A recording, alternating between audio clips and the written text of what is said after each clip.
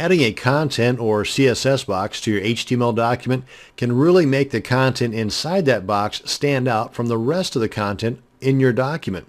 Now, when you add some cool styling that is now available using CSS3, your content box is going to stand out even more. This video will show you just how easy it is to add a shadow to your CSS or content box.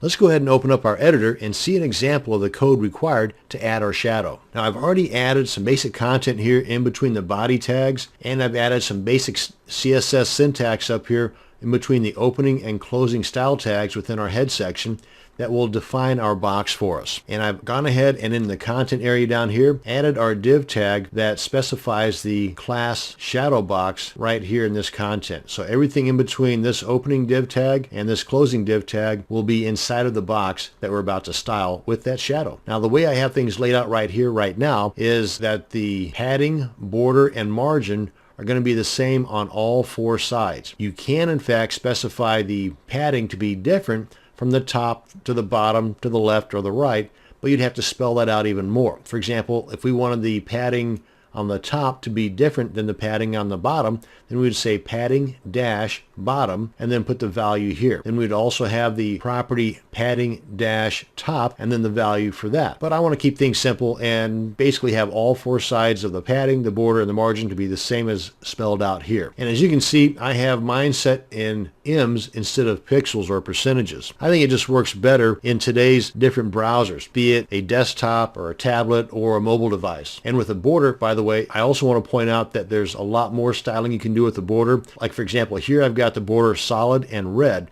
You've got different values you can work with here, whether it's dashed, dotted, outset, inset, groove, double. But I'm going to go with solid, again, to keep things simple. And likewise with the color, you can have the color name as I have here, or you can have a hexadecimal code, or you can have the RGB code. Again, trying to err on the side of simplicity, I'm going with just the color name. So instead of me rambling on any further, let's take a look at this in the Komodo browser first off. And here is our basic box without the shadow. Let's go ahead and throw in our shadow code right here at the bottom, and that's it. We just need to have the property of box dash shadow, the colon, and then the value of the horizontal, value of the vertical, and the value of the blur. And this is the color of the blur. This is kind of a grayish color that you're going to see here in just a second. Let me go ahead and save this. And there we go. Pretty nifty. Really makes it stand out. Now you can adjust the shadow by adjusting these values here, including the color of the blur. Oh, and if you wanted the shadow to be on a different side, maybe more top and left rather than right and bottom, then you can just add the negative signs here to make that quick adjustment and save. There we are. Now let's check this out on the browsers. Chrome, Firefox, Internet Explorer,